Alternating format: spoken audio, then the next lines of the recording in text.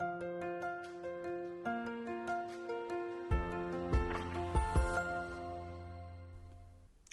everyone, this is Pascal from Neutrality Studies, and today I want to change the format a little bit and just talk to you about an article that I read last week in Foreign Policy, the magazine.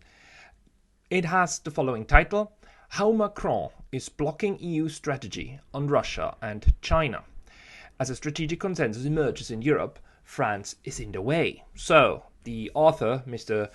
𝗟𝗘𝗧'𝗦, a non-resident fellow at the German Marshall Fund and an adjunct professor at the very prestigious Sciences Po, tells us that there is something like a new consensus, and what it is, in my view, is absolutely nuts. But let you be the judge of that.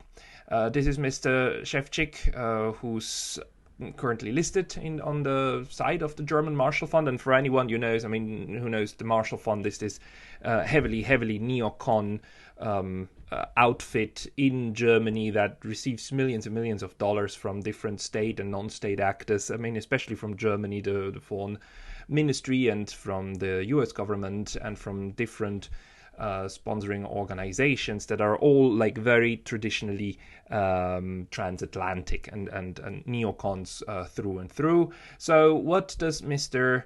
𝗟𝗘𝗧'𝗦 argue for? Well, he starts the article by telling us that several weeks ago he was invited to brief officials in a major Central European country, which one he doesn't tell us, where he was conducting a national strategic review in light of Russia's ongoing war against Ukraine. They asked incisive questions on three geopolitical topics: Russia, China, and the West, moving seamlessly from the big picture to tactics to logistics. The strategy that emerged from the discussion was a variation of a Cold War theme. And now wait for it. Keep Russia down, the United States in, and authoritarian China out. Let this sink in for a moment. Keep Russia down, the United States in, and authoritarian China out. Of course, he's playing on the theme, on this Cold War saying that goes back to, or is attributed to, Ismay Hastings, the first Secretary General of NATO, back when it was founded. And the purpose was to keep the Russians out, the Americans in, and the Germans down. That's the original. And here he's saying we've got a new consensus, NATO Neocon consensus: keep Russia down, the United States in, and authoritarian China out.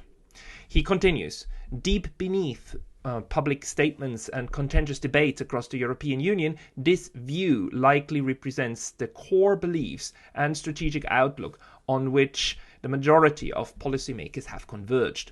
Since the Russian attack began in February 2022, when EU foreign ministers met on May 12th to update Europe's approach toward China, many of them will likely push some variation of this three-pronged strategy. So what he's saying is that this is not only what he thinks the strategic approach should be, but what large parts of the establishment in the European Union, especially in NATO, agree upon that it should be that. And now I ask you, what's this supposed to be? Seriously, the original version was meant to kind of put a catchy phrase on the purpose of NATO, because the purpose of NATO, and a lot of people agree on that, was like there were several purposes to it, right? Keeping the Americans in, certainly one of those, because after the Second World War, it was very much feared that just as after the First World War, the Americans might leave again, might withdraw all their troops, especially in 46, 47. That was a real fear of the allies of the Second World War, that the US might leave, because they were the only power in Europe that could somehow, at least a little bit, match the Soviet Union, although the Soviet Union had way more soldiers then stationed in its part of Eastern Europe than the US had. I mean, the US anti-allies were pretty much outgunned, but the US was the only one who even had the potential, especially with the recent invention of the atomic bomb. But there was a fear that the US might leave, and of course, then creating a transatlantic framework, a security framework with NATO, that was, at least for one part, very much meant to tie together West European and North American security. And the US never left, right? We know that they stayed in Europe, but then keeping the Russians out back then meant to contain the spread of communism. And the Germans down, that one in the original version just meant that Germany would be embedded in the larger NATO framework, especially after West Germany joined NATO in 1955. So in order to assure the former enemies, especially France and the UK, that Germany would not be an enemy again, they were included in the security framework. And in this sense, you tried to soothe the French and the British and tell them, look, the Germans cannot act on their own. They are now integrated into security framework. And that made sense. But what is this? Keep Russia down, the United States in, and authoritarian China out. Down, how do you want to keep the Russians down? I mean, they're not inside NATO, right? They tried to join NATO 2 or 3 times and they were always rebuffed. So keeping them down definitely does not mean the same as what it meant for Germany back in the Cold War. It means something completely different. Keep Russia down in the sense of defeat it, or maybe even like one of these other dreams of the neocons, like break it up into many, many small little pieces and then have those small little pieces fight each other, just as we right now have a war between former Soviet republics, which must have been the wet dream of the neocons back in the 1980s, that you break up the big evil Soviet Union and then you have the different republics fight themselves. Should we expect something similar to that being their new strategic goal, but with the Russian Federation instead of the Soviet Union? What do they mean when they say keep Russia down? It doesn't mean the same as what it meant for Germany in the Cold War, that's for sure. The United States in, that's maybe the one thing that we can agree that didn't go away, although today that didn't change, but today we must say getting the United States out would be the challenge. I mean, they are in the entire world and around the world, right? Getting them out would be difficult, so keeping them in is really not a challenge. So this seems more like some pretense of previous days. And then authoritarian China out. I find it funny how the author felt the need to sneak the little word authoritarian in, just so we know that we're still in the framework of good democracies versus evil dictatorships or authoritarianism, when that matters, right? It doesn't matter that Egypt is under an authoritarian leadership or that Saudi Arabia has been under an authoritarian leadership for ever, when they were very willing and good allies of the US and NATO, right? Whenever that was useful, that it never matters with the friends of the US. It only matters when there's countries that do not behave the way that NATO likes that to be. So this sets off alarm bells. But then the whole thing continues, because the article is actually about the displeasure of the author, and I would guess it's the displeasure of the entire neocon establishment with what France just recently did in its visit in China. Yet there's another very different outlook that is keeping a common European strategy from coalescing. It was evident from last month's simultaneous trip to China by French President Emmanuel Macron and European Commission President Ursula von der Leyen, whose views could not be more different. Von der Leyen has vocally defended the above formula, if not in those exact words. Macron, on the other hand, appears to have drawn inspiration from another Cold War strategic threat, French President Charles de Gaulle. Strategic threat. French President Charles de Gaulle.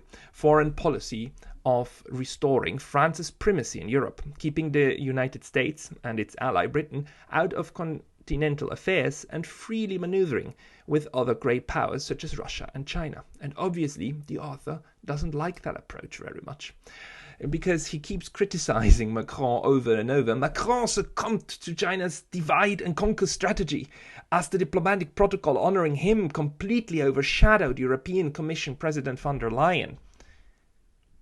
Just think about the audacity that somebody would accuse China of having a divide and conquer strategy, right? Coming from the European Marshall think tank analyst, from this is the most European thing in the world to do, the divide and conquer strategy, right? And now these people being afraid that, oh my God, somebody else might leverage our own strategy against us.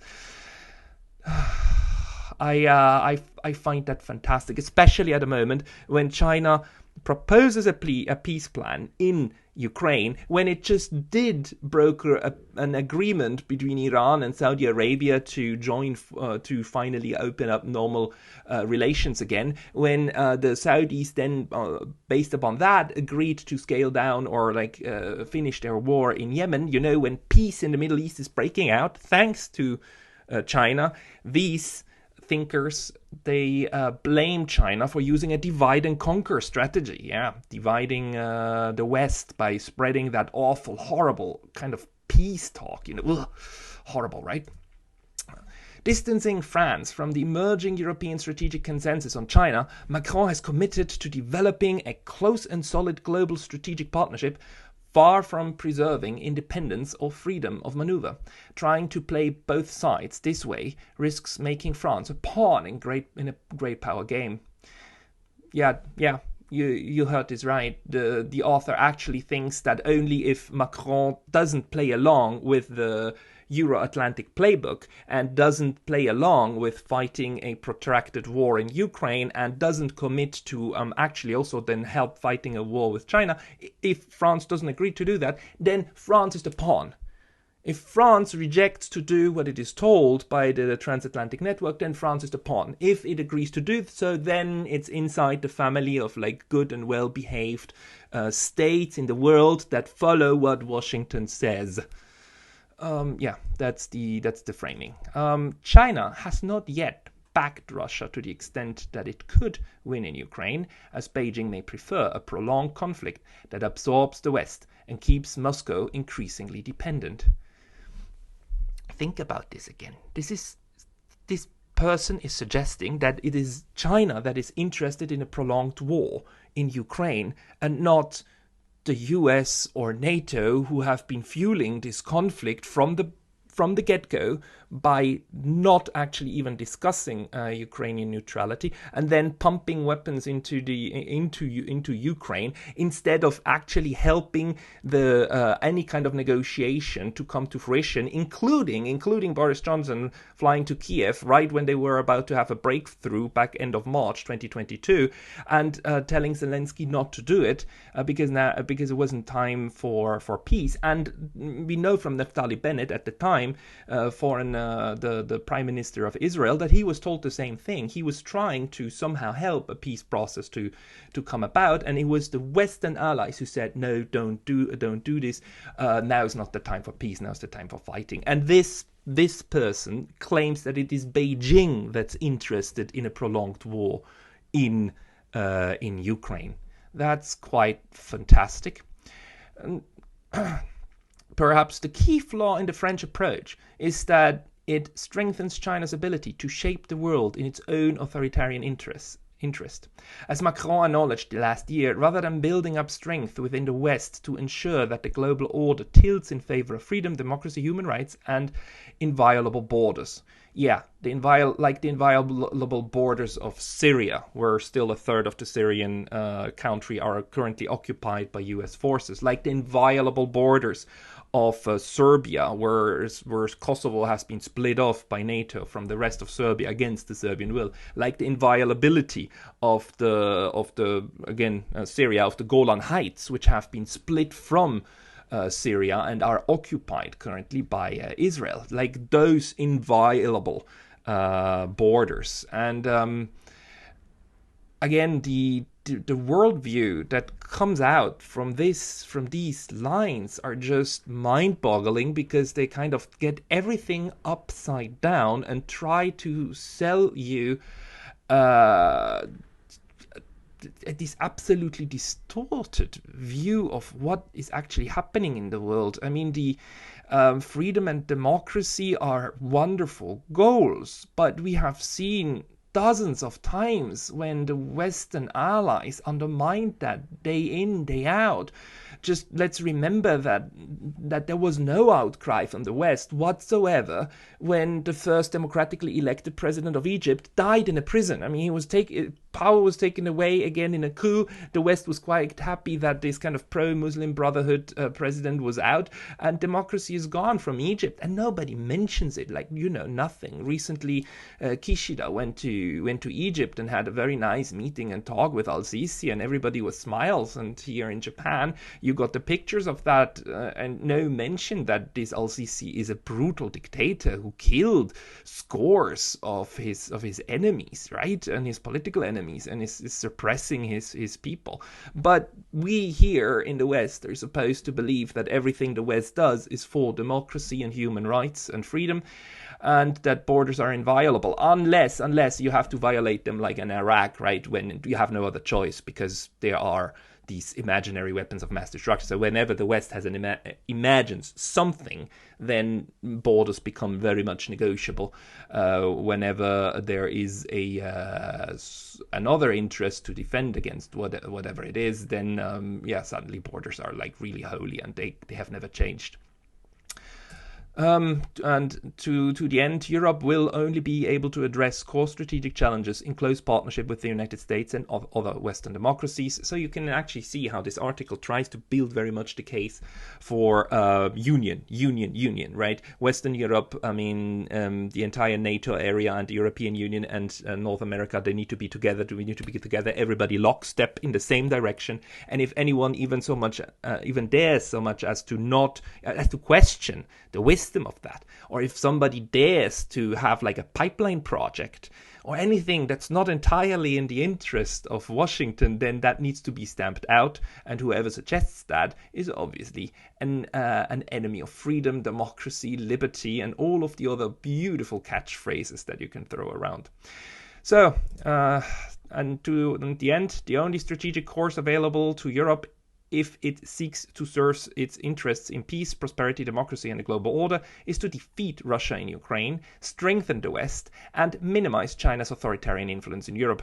Indeed, this is the emerging consensus in Europe outside France and a few other holdouts such as Hungary. And you can see where this is going, right? This is the picture of what these transatlantic people want to draw. No more interactions with China. Economics, try to starve them economically, right? And do not deal with them at all. The end of globalization. 30 years we were taught that globalization and free markets will rectify everything and are the holy grail, right? And now we're told the exact opposite. Like, you cannot and should not deal with anyone who is not in lockstep with Washington.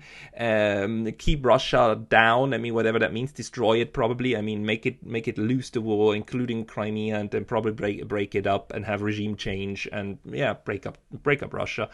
That's the only strategic course available. Right, that's what this says. I mean, on the one hand, it says this is the consensus that we have. Ideally hope that's not the case, because if that consensus is there in the European capitals, then we've got a huge problem. But the author also says it's the only one, right? We have no other choice. I mean, negotiation, no choice, or sitting down with the Chinese and talking to them, or like working through the United Nations, that's not a choice. That wouldn't work, right? Only stupid people would try that. We have to go right on, full confrontation. That's the message that comes here from this article. My dear friends, I sincerely hope that the author of this article is wrong, that we don't have such a consensus, and that what France is doing and the non-conformist wing of the EU is still going to get some form of rationality back into the discussion. We definitely need to try to end the war in Ukraine as soon as possible through negotiations. We must avoid a war with China, come what may.